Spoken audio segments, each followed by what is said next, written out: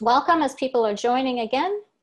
You are joining a webinar on the 5 pillars of health.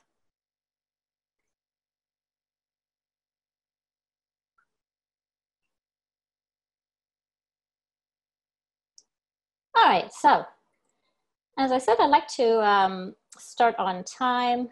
So I am going to get started. Just first a few housekeeping things here, and just remove that.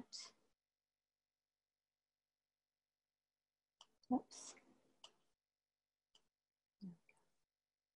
Just trying to clear my screen. All right, so welcome everybody. I am Thalia Charney. I'll more formally introduce myself in a moment, but I am tonight's speaker, trainer, you want to call. I'm going to be talking about the 5 pillars of health.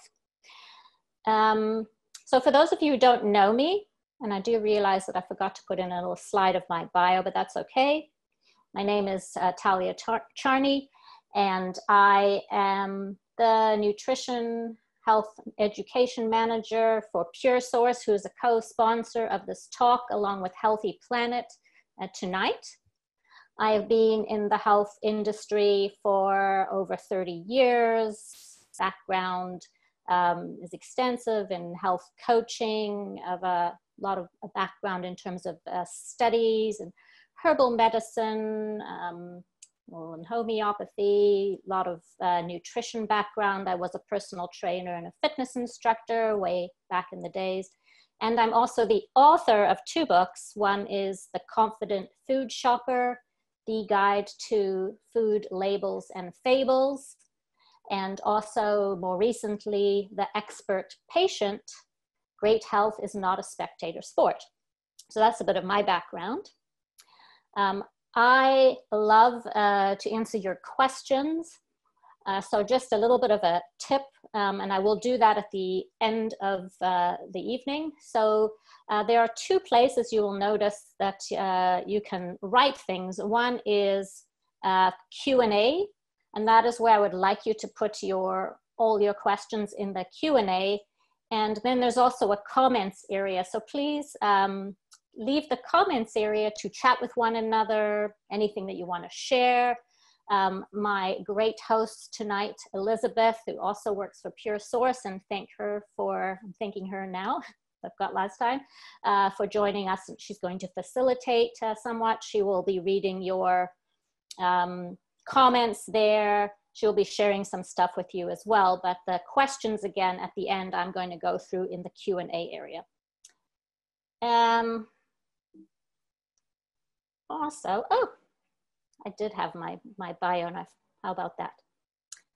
There will be 3 lucky winners tonight, so you will get contacted, but 3 of you will get this lovely shake, protein shake blender, pea protein, nutritional yeast, and rawsome, and I'll be talking about some of these products tonight. So good luck to everybody. So yes, this is myself, these are my books, and I've already done my introduction, but just to say that most important part is my training values are honesty, objectivity, nuance, and humility. And an important disclaimer is that this presentation is for general informational purposes and does not constitute the practice of medicine. So any information written or stated here or materials linked from here or shared by Elizabeth are not intended to be a substitute for professional medical advice, a diagnosis, or treatment.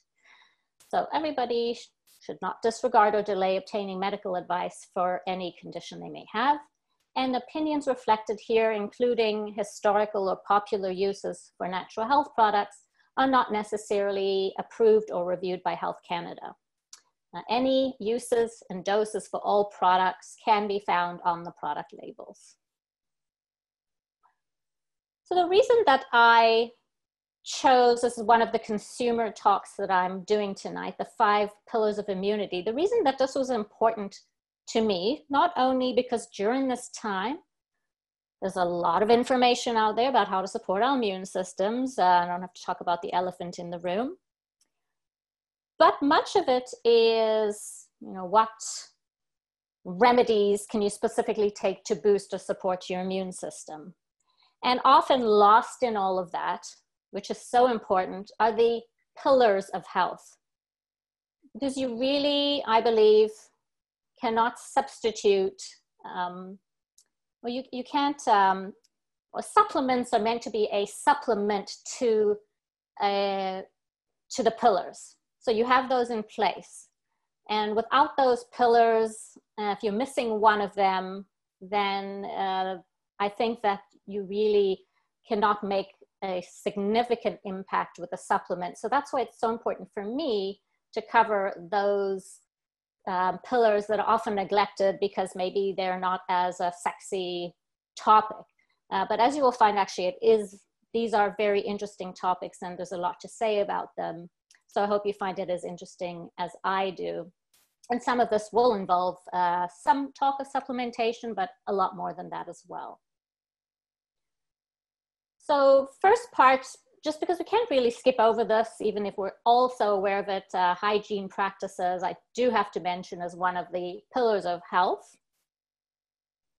And I know that you've all heard to death about hand washing and how important it is, but still important to emphasize that only 5% of people statistically wash their hands long enough to remove infection-causing germs. And I figure maybe that percentage has gone up because that's an older stat.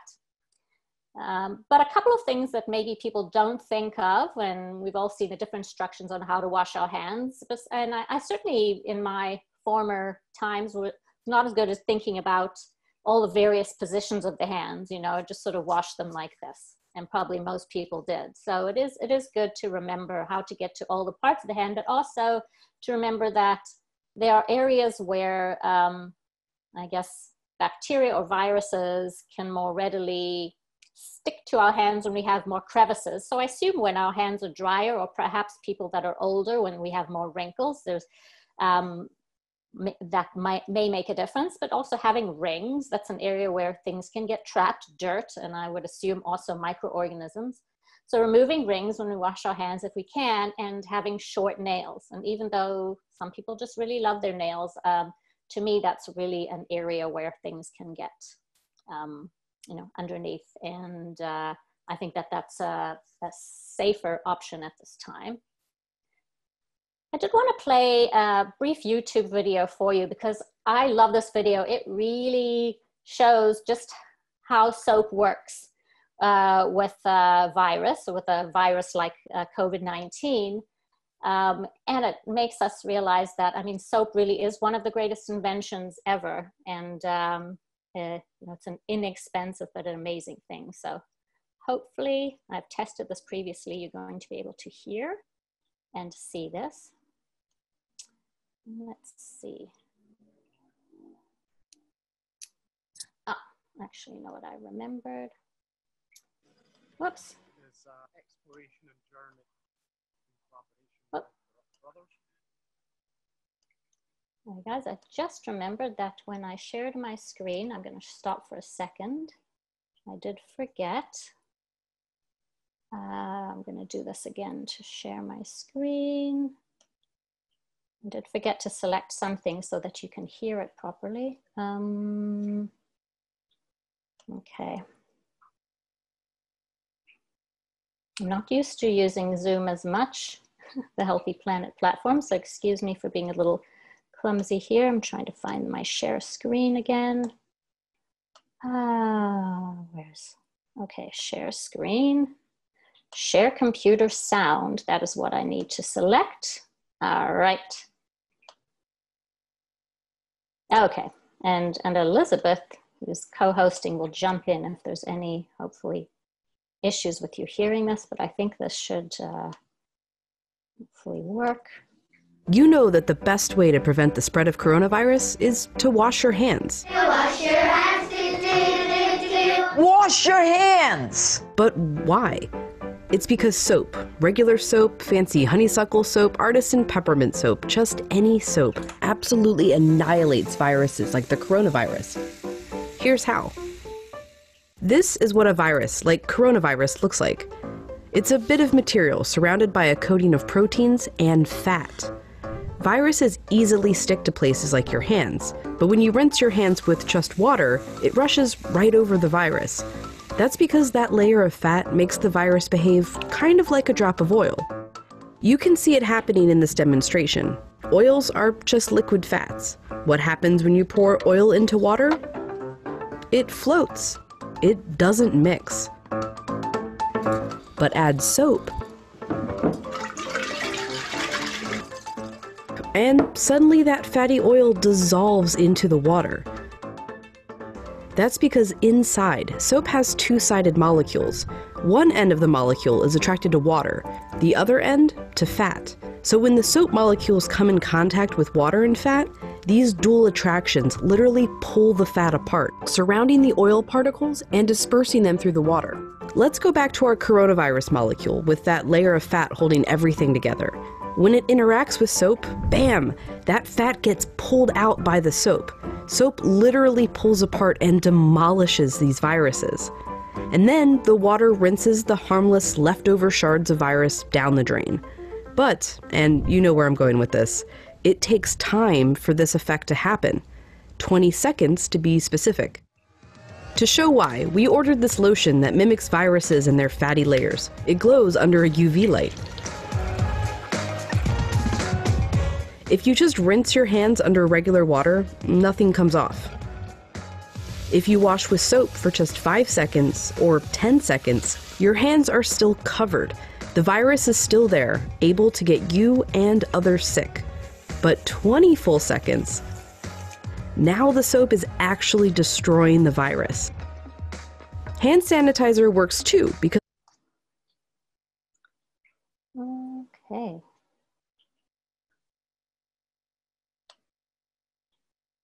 All right, so I hope that that played for all of you. Otherwise, I was just sitting and viewing something all on my own. Wonderful. Good. Okay. Yeah, I love it. It's really amazing how soap works. And the last thing I want to say about hygiene is just always remember we have to have a balanced view about it. And that is that although we want to wash our hands and get rid of bacteria or viruses that can be on our hands, our goal, generally speaking, I'm not talking necessarily about this situation right now, but our goal, generally speaking, is not to wipe out all organisms from our environment. Our bodies are covered in bacteria. Our digestive tract and other areas of our body are also, covered with trillions of bacteria, protozoa, and other microorganisms that we live in harmony with. Not only do we live in harmony with them, but there's a lot of emerging theories that they're very helpful and important for us. And we know that, a lot of antibiotic use, which destroys those microorganisms inside of us, can be problematic. And so part of the hygiene theory that came about many years ago was that by being exposed to certain microorganisms in just our general environment from childhood at a very young age, this imparted positive effects on our immune system. So we have to balance that with you don't want to have the idea that we should be getting rid of all microorganisms in our environment. All right, so that's hygiene. Now let's go on to sleep and immune health. And by the way, I've done an entire consumer talk just on sleep, so look out for that. I'm sure it's going to come up again because we had hundreds of attendees and I went on for ages with questions last time. I just put this in because I had to, if anything tonight, this is going to make us all happy. But this is a quote here from an author of a fairly recent book, and it's called Why We Sleep. Scientists have discovered a revolutionary new treatment that makes you live longer. It enhances your memory. It makes you more creative. It makes you more attractive. It keeps you slim and lowers your food cravings. It protects you from cancer and dementia. It wards off colds and the flu. That's the immune part. It lowers your risk of heart attacks and stroke, not to mention diabetes, et cetera, et cetera. do you want to know what this amazing breakthrough is? It sounds like it couldn't be true. It sounds like a panacea. But this is a quote from Matthew Walker on why we sleep. And, you know, this book is not for the faint at heart. It's very, very detailed, but sleep is so important for our overall health and mortality and for our immune system, and that's no exception. So just a couple of things that are interesting to see. I'm going to put here my laser pointer. So here's a very interesting study where they actually administered the common cold virus, so the rhinovirus, which is one of the most common viruses for the common cold. They administered it on purpose up the noses of 150 healthy adults. Some of those adults were in a group that was deprived of sleep. So they had less than 5 hours the week leading up to that.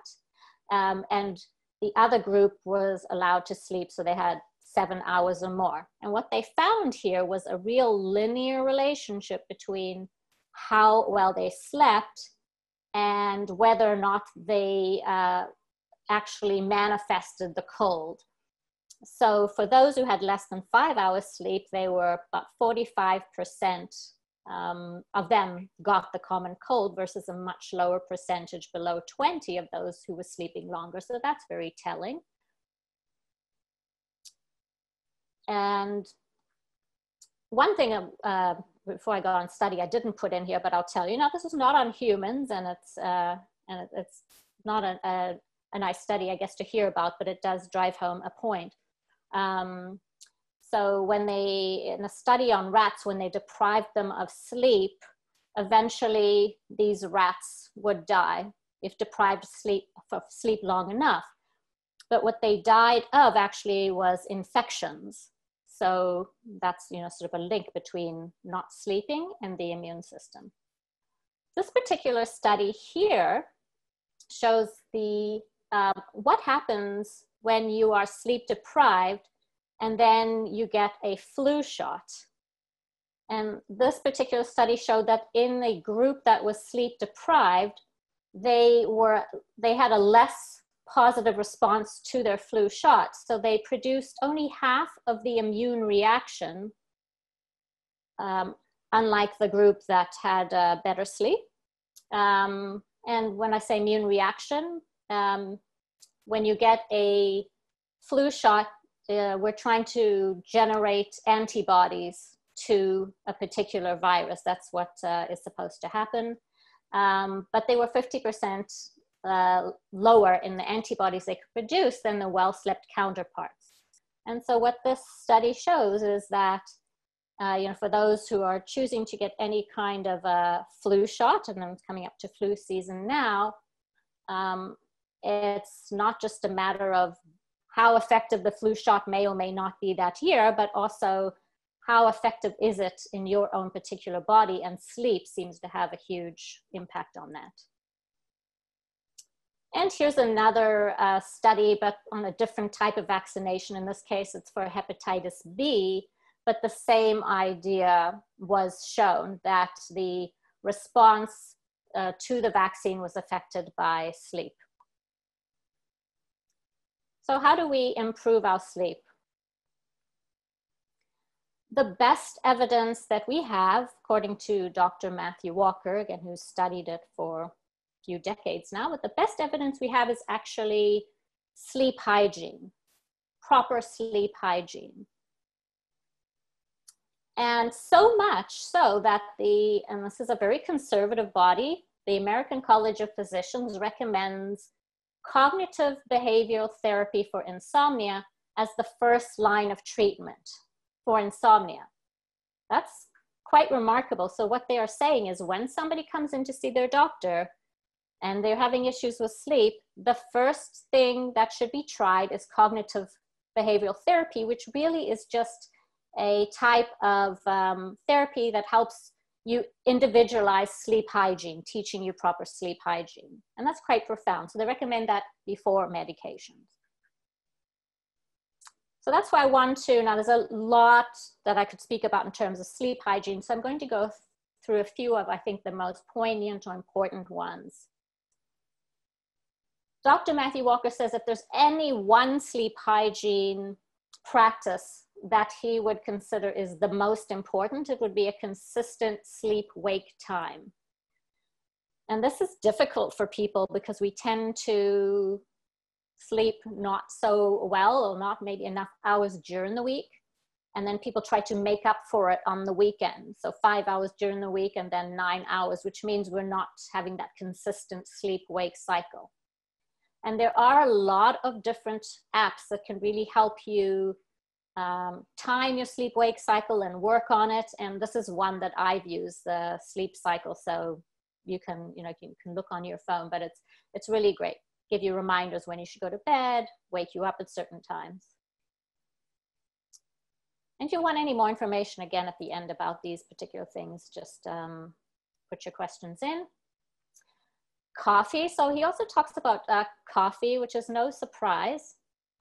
What he says here is coffee drinking is, quote, one of the longest and largest unsupervised drug studies ever conducted on the human race, which is true. It's a great statement. We all know that coffee can keep us up. Obviously, that's sometimes why we take it, or why many of us take it.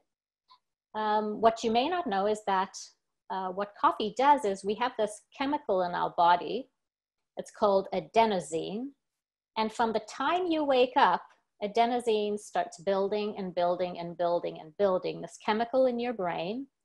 And it builds up this pressure, sleep pressure. And the greater the pressure gets, the more you want to fall asleep. And what coffee does is it blocks or it suppresses that sleep pressure. But he has, he published his book a little while ago. He has softened a little bit. He was very draconian about coffee. And he says, coffee also has many benefits. He didn't have coffee before. He now drinks decaf, and I drink a decaf a day. And people react differently to coffee, genetically speaking, and so on. But again, you can ask more about that if you want at the end. Here's a great website, caffeineinformer.com, all things caffeine. And as an example today, just for fun, I entered in. So I entered in one of these, I think it's how much is too much coffee, or calculate your safe limits of caffeine. Entered in my weight. I entered in what I perceive as my own caffeine sensitivity. So I think I'm more sensitive. And it told me aim for no more than 6 cups a day of Starbucks, because I specifically searched Starbucks just because many people decaf coffee. So I could get away with 6 cups of Starbucks decaf coffee. It's just a nice little resource. Alcohol and sleep. So this I wanted to mention because many people think of alcohol as a great sedative or something that's really helpful for sleep. Now, it is true, you will fall asleep faster if you take alcohol, if you have alcohol. However, alcohol is a sedative. It's not a sleep aid in the sense that it doesn't actually induce a better sleep. It works much like a light anesthesia. It affects the frontal cortex of our brain. And even though you might fall asleep faster, it actually can fragment your sleep. And so you might wake up many times during the night, but we're not always aware of. So there's these mini awakenings. We might not be aware of it, but the next day you might not feel very refreshed, even though you think you slept, a good solid, say 8 hours. This is very individual. He generally recommends don't drink alcohol within 2 hours of bedtime. Everyone knows themselves. Some people have, a couple glasses of wine every night and are fine and sleep well. This is not information for them. It's for people who are having trouble sleeping. Cooling down at night is another important part of sleep hygiene. In our artificial environments that we live in right now, our temperatures and light and everything is regulated in an artificial way. But in a more natural environment, our ancestors would have had a marked drop of temperature at night because they didn't have have artificial heating. And that is one of the important signals for our natural, we have a circadian rhythm, we have a natural rhythm of sleep-wake, and that cooling down is an important signal. So turning your thermostat down can be very helpful. You can also take a hot bath. What that does is it sends all of your blood to the skin surface and helps you radiate heat, and therefore you actually cool down. Another very difficult part of sleep hygiene is light exposure. It's very hard in our modern day world where we are exposed to lights just like we are exposed to, artificial heating after the normal time of dusk where everything would go dark. Under normal circumstances, when we're not under artificial lights inside, at nighttime, we are able to produce sufficient amounts of melatonin, which is an important hormone that regulates, again, that sleep cycle and lets our body know we're ready to go into our sleep mode. So for every hour of exposure, particularly to blue light, which is it's a shorter wavelength light that affects our melatonin production more. Every hour, it suppresses melatonin by about 30 minutes. And our modern day LED lights, unfortunately, are more likely to do that. That's the theory anyway, because they have a lot more blue light than our older incandescent lights, which were more close to a natural light spectrum. So they had some blue light, but they had other lights as well. It's sometimes thought that red light can help with sleep. So there are all kinds of hacks that we can use. There are computer apps and phone apps, whether it's for the iPhone or the Android, and even blue blocking glasses we can put on, all that reduce our exposure to that blue light during the nighttime. So I actually wear blue blocking glasses.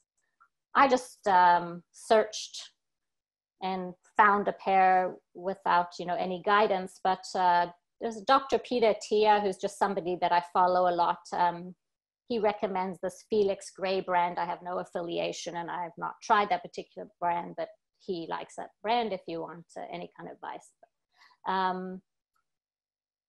It's hard to know with the evidence right now whether or not looking at our devices, is it the blue light that is interfering with our sleep, or is it the stimulation that we're getting from the content, or is it a combination of both?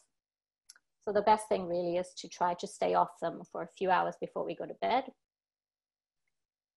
There's some natural sleep aids, many natural sleep aids.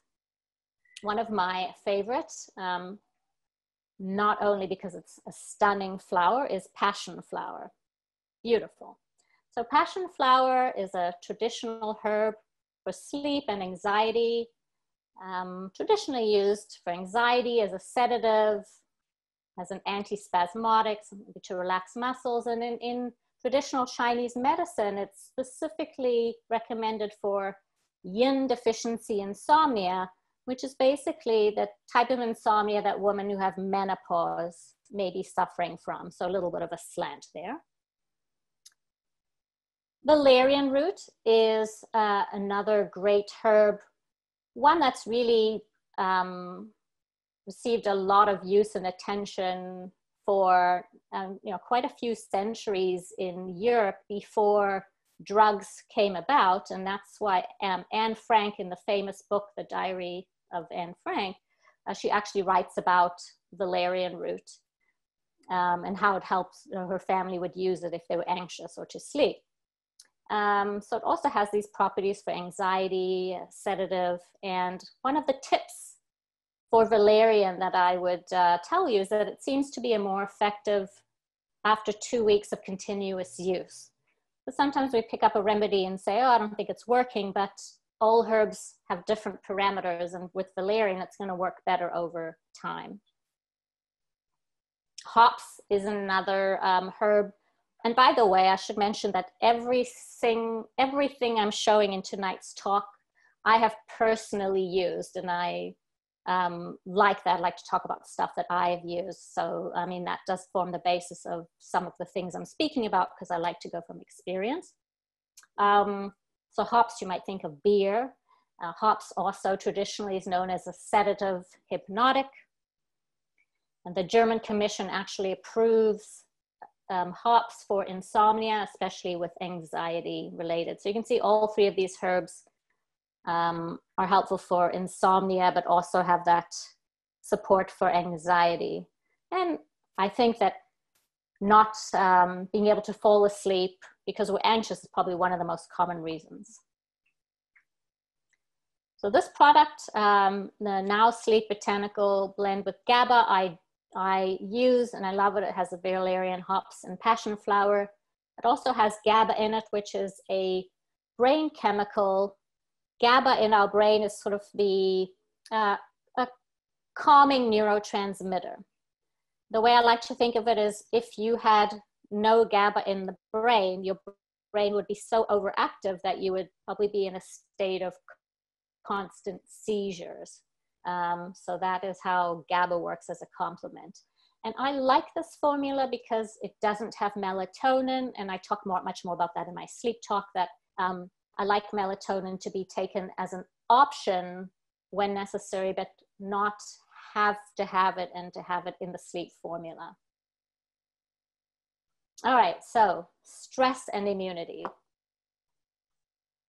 Oh, what happened to my, okay.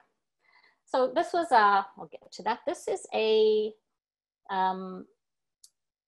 study or systemic review. So systemic review is where they take many studies or all the studies to date on a particular topic and see what kind of conclusion they can make. So they were looking for studies that show any kind of link between stress and our immune system.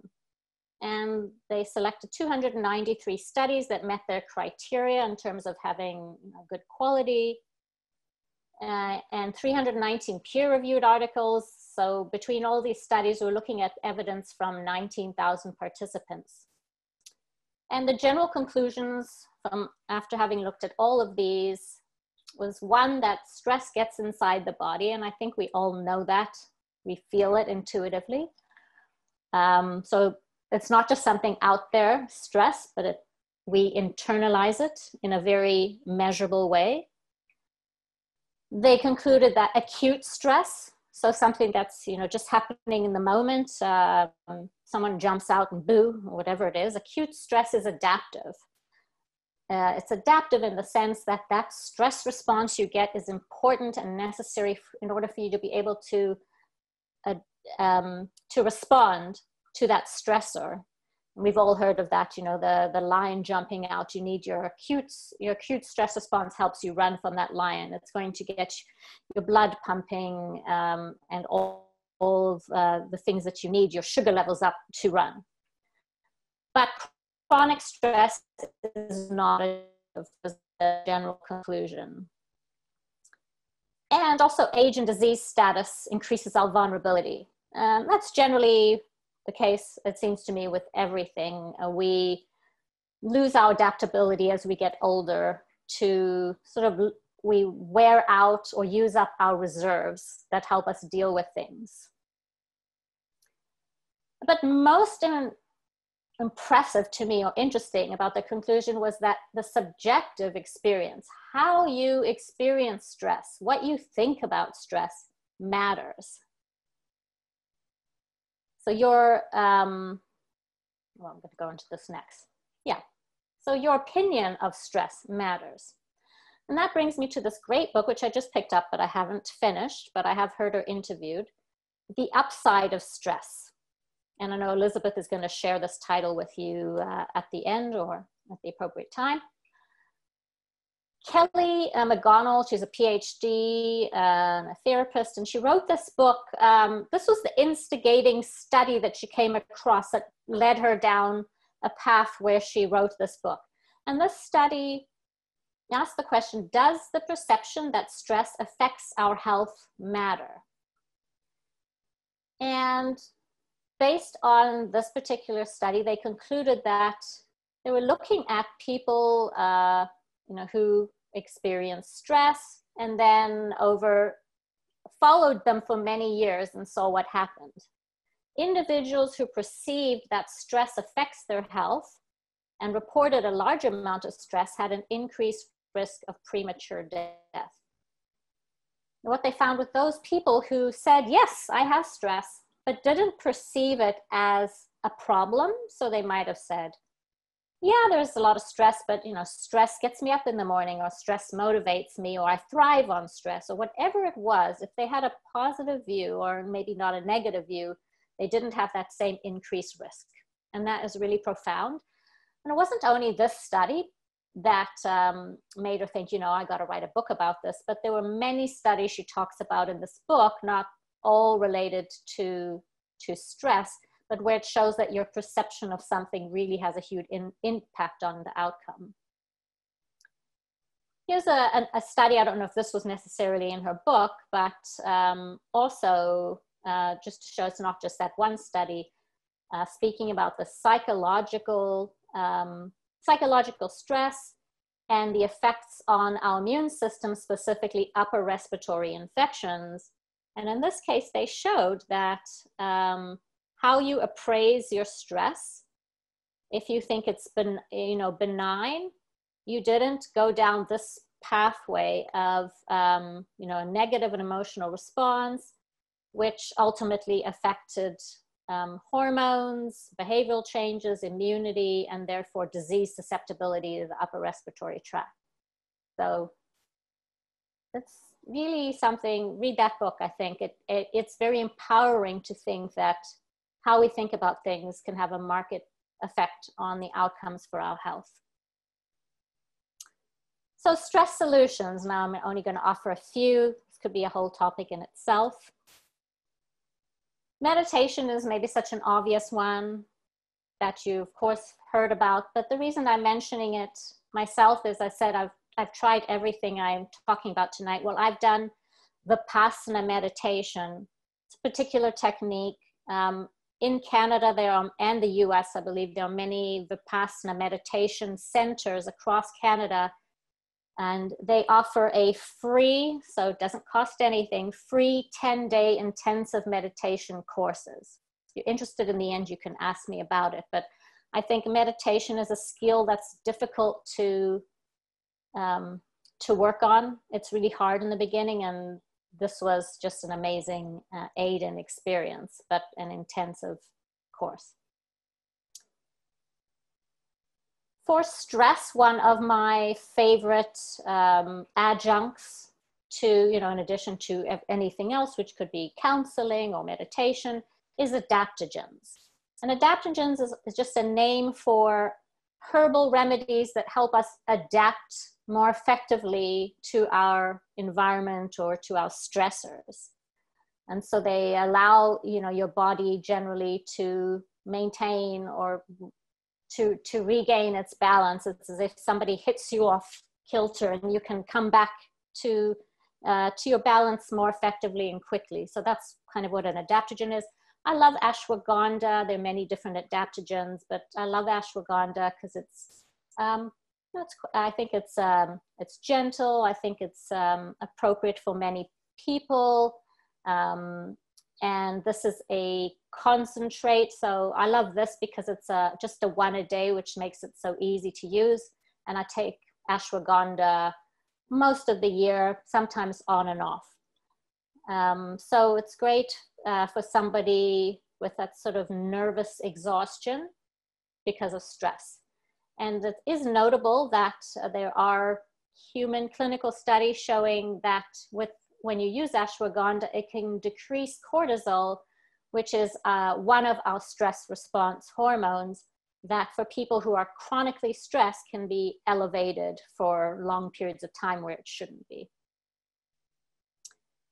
I like essential oils for many things, including to help me with stress or relaxation. I have diffusing some right behind me right now. I'm diffusing Peaceful Night. There are different essential oils that are thought to have effects on maybe on our central nervous system that have a sedating effect. Probably the best evidence is for lavender, but there certainly are others. And so I love these two formulas. Cheer Up Buttercup I usually use in the mornings, and Peaceful Night at nighttime. Both of them contain quite a bit of citrus. Citrus does have, even though it's refreshing and it seems like it's it does have an uplifting effect, but it also has a calming effect, or so it's thought to. Also, the very ritual of using essential oils in a diffuser at night, I find is important because one of the things that various experts on sleep talk about is the importance of routine and what you're, and triggering your brain at night into knowing that it should be preparing to go to sleep. And so if we start looking at our devices and reading our emails, that's doing the opposite. Whereas if we have a routine, say an hour before you go to bed, you start diffusing your essential oil, and that becomes a ritual that can help us get ready to sleep and to go into that mode. Diet and immunity. So there's a lot that can be said about diet. Certainly not going to cover it all, but there are a whole range of nutrients. You'll recognize many of these if you have a multivitamin, of vitamins and minerals, all of which we know from various levels of evidence play an important role in our immune system. Everyone knows about vitamin C, but there certainly are many others. Vitamin A has effects on many different parts of our immune system. Vitamin D, of course, we know. So I'm going to go through with a plant-based focus or skew, how we can get all of these through our diet in the ways that I love and how I get them. So selenium, which was one of those nutrients, every day I eat one Inari Brazil nut. Now, why only nut one? Because many other nuts you have a handful. Because Brazil nuts are so high in selenium, I don't think there's any other nutrient that you see in a plant-based food this high. It gives you almost 1,000% of your daily needs in just 1 ounce. So you can get too much selenium, but not many people eat handfuls of Brazil nuts. But that is a great nutrient-dense nut to get your daily selenium, and also has great levels of copper, and decent levels of zinc and vitamin E. Kale, many of us know that kale is a great and healthy food. You get a lot of bang for your buck. For my vitamin A, so I have kale just about every day. You can get all your vitamin A in that. All your vitamin C. So people are always thinking about oranges for vitamin C, but you know, there are other foods, and actually orange juice is not great in the winter because it's phlegm forming. So you're much better off to get your vitamin C from kale, and also decent amounts of other nutrients. Now, in addition to kale for my vitamin A and other nutrients, I do every day I use spirulina. And I put it in here because to me, this is really a food. Yes, it's a supplement, but basically all this is it's a blue-green algae. So algae, that stuff that floats in the water. It's a blue-green algae basically pressed into a pill. There's nothing else in here, so it really is just a food. And spirulina is the richest source of beta-carotene in a food. So 10 times more concentrated than carrots, and beta-carotene converts to vitamin A. So I use it for, it's sort of like a whole food really, because it is, and it has much more than just vitamin A, but I love that. Lentils. Lentils is something I rely on, especially as the winter is coming. And again, great bang for your buck. I eat all kinds of different lentils, but the red lentils, especially for those, again, who are on a fully plant-based diet, a great way to get your folic acid, amazing source of iron, and also very good for zinc and copper. And I have two ways that I like to get my red lentils. One is dal soup, which I love. I didn't give you a recipe because if you Google dal, you will find, you find recipes everywhere. And if you like Indian food, Southeast Asian food, you're going to love dal. I'm sure most of you probably tried it. One of my more recent recipes that I've been doing is red lentil pancakes. You'll also find recipes all over the place, but you can actually just blend red lentils and water that has been soaked overnight. And that's it, you know, but I like to put some spices, and then you pour it like you would pancake batter. And it's such a healthy pancake versus the traditional pancake. And I like to put a savory mango chutney on mine, but you know, you can do them up any way you want. So that's how I like to prepare my red lentils. Vitamin E, I guess I don't have one food that I focus on, but I eat all of these, except I guess I don't have wheat germ. That's one thing I don't have at home, but I eat all of these on a regular basis. Avocado, probably the most common one. So it's a little bit easier to get your vitamin E. Now, bee pollen. So this is very interesting. So what you're looking at there is a bee, obviously. And sorry, I'm just going to do something up here.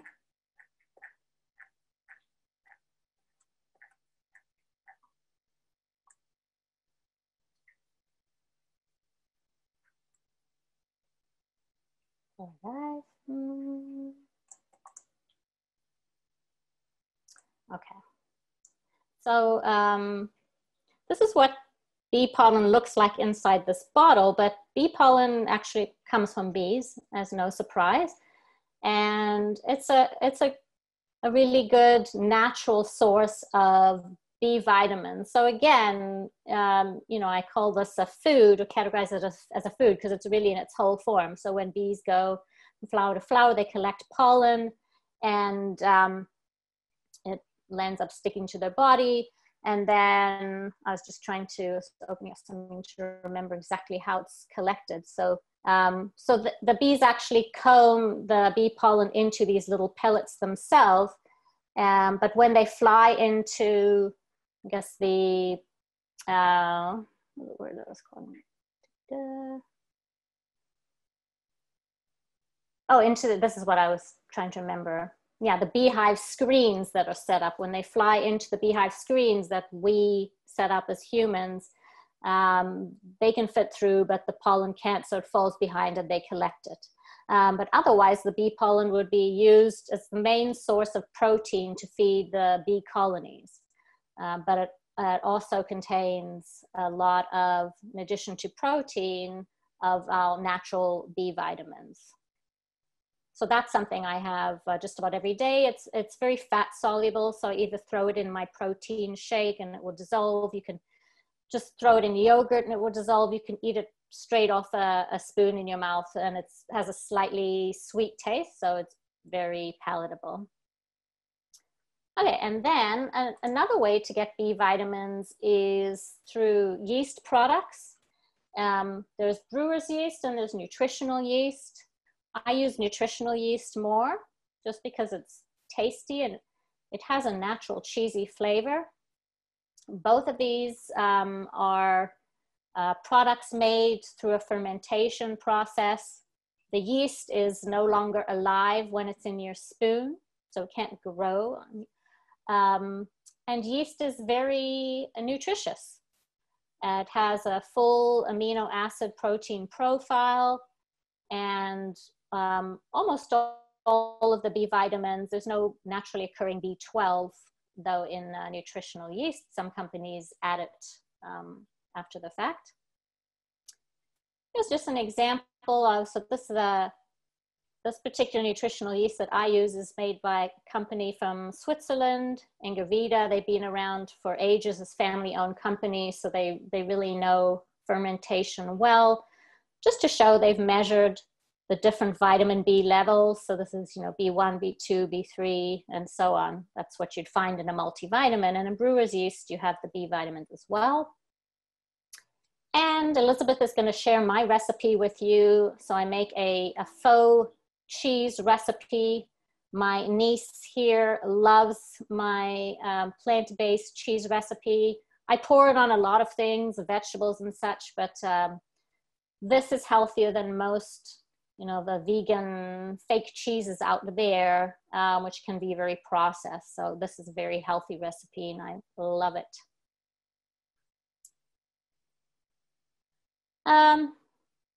This is something that I frequently do as well. As to stay healthy, I make a liquid meal as a meal substitute. So trying to get all my macronutrients, my proteins, my fats, my carbohydrates, my antioxidants, my greens, and everything into one meal.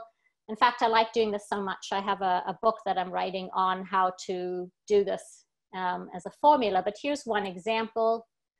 You know, mixing protein, whatever protein powder you like. So we have pea protein here, which I've used. Then you need some healthy fat. And seeds like flax and chia are a great way to get healthy fats. Those have good omega-3 levels, but they also offer you a decent amount of fiber. And rawsome is a product that I use both in my shakes, but also in many of the baking recipes I have. And rawsome, which is a mixture of raw sprouted seeds, fruits, and vegetables, is really incredible in terms of helping us get these immune supporting nutrients, because you can see it is an excellent source of vitamins A, D, E, B6, thiamine, so that's one of the B vitamins, and fiber. An excellent source is not just hyperbole. That's a, you know, a Health Canada recognized use of the word. Excellent, there's excellent and good. You have to meet certain criteria. So it's really packed with nutrients. Greens, sometimes I put actual fresh greens. Sometimes I might use a powdered chlorella or spirulina. And berries are great for both fiber and antioxidants. So Elizabeth will share that with you as well. And seeds. Seeds are great. So we have flax, chia, and hemp seeds. Or what I call super seeds. Just as an example, in just a quarter cup of these mixed seeds, you get almost all of your daily needs of fiber met. So a product like this could also be thrown into a liquid meal or a protein shake, or it could be sprinkled on something. And this particular product that I love to use, sunflower, pumpkin, and Sancha inchi seeds, just offers a really high amount of iron. I'm always, as a person who eats mostly a plant-based diet, I'm always looking for good sources of iron, because that can be a little bit more challenging when you're not eating meats or other things to get that criteria. And last part of tonight's talk is about how important it is for immune systems that we're active and then we get out in the sunshine. One of my favorite sayings of all time is, and it's from the father of ergonomics, is that your best posture is your next posture. Meaning, you know, it's not like this is the best posture. Your best posture is your next posture, meaning that we are meant to and designed to keep moving. We're not meant to sit still all the time. So that's what that means. But here was a compelling and interesting study that showed the link between physical activity and our body's defense system. So in this particular study, they hooked people up to measure many different markers of their immune system. And based on that, they came to some interesting conclusions. One is that exercise very much does affect our immune systems, but what they noticed was that they affected the immune system differently depending on the kind of exercise. So for those who are running marathons, which is, of course, is a very intense exercise, had a different effect than those who did a bout of walking. And the effects were more positive for those doing a bout of walking than those who were running marathons. And on that same note, so that's what this shows here, is that there's and this seems, this reflects what do I call it? This reflects something I talk about in my book, The Expert Patient. This very repeatable effect on our body of the happy medium, that there are rarely things that are all good or all bad, but it's about the dose. And so, you know, when we're sedentary, this is not great for our immune system. As we become more active and up to moderately exercising, this has a positive impact on our immune system, but then, you know, with very heavy exertion, that can go the other way. What they also said, though, is that this more negative effect on the immune system, say for marathon runners, didn't apply as much to people who did it routinely. So there's a kind of adaptation that occurs, but maybe to someone who's an unseasoned athlete. So some tips about working out right now when we're trapped indoors during the COVID-19 times. I did want to speak a little bit about that, just again, from my experience of what I do. Hopefully this can help. One is I have found phone apps very helpful if you want a sort of a fake little coach. These are 2 phone apps that I use, but I'm sure there's many others you might find. This particular one here, a 7-minute workout, what I love about it is that you can customize your own workout. So it has a sort of a timer going in the background. It gives you a beat, so that keeps you motivated in terms of moving to the beat. It has somebody who counts you down every exercise, and then, you know, so she's talking you through. But what I love about it is you can customize your own exercises. You can customize the length of the workout. So maybe it'll be 45 minutes. The period of rest between 2 exercises, and how long each of those exercises last. So you can really taper it to your liking. Secondly, having a buddy to motivate you is really important, I think. Me and my niece, one of my nieces, my older niece, we work out a few times a week. We put Zoom on so we can see each other. We hold each other accountable. And then we both set our phones to the same workout and press it at the same time, and this really helps. Variety is really important, but you know, if you're not even working out at all, don't worry about that to begin with. But I do find that people tend to focus too much in one type of exercise, and cardio is very important, but muscle building and maintenance, especially as we get older, is as or more important. And also flexibility and balance exercises are important. So it's good to learn all of those. And creativity. So if you don't have a gym, then there are many tips that I could offer. But now I found this picture today, but I thought I invented this idea. So I take my backpack. I've upcycled some big containers that I used to have with detergent or soap, and I filled them with water. So they're quite heavy. I put them in my backpack. And that really helps make my squats or other exercises more impactful. Stairs are great. There's so many exercises you can do indoors or outdoors, and there's a lot of videos online showing you how to use stairs. So, you know, you can do a lot without going to a gym. And the very last, sunshine. Sunshine is important because it's really the only way we can get enough vitamin D. We can get some from our food, but not really enough. And depending on where you live in the world, sunshine is going to give you more or less vitamin D. So in Canada, we're at a disadvantage. There's certain times of the year, especially in the winter, where we just can't make vitamin D, plus we're covered.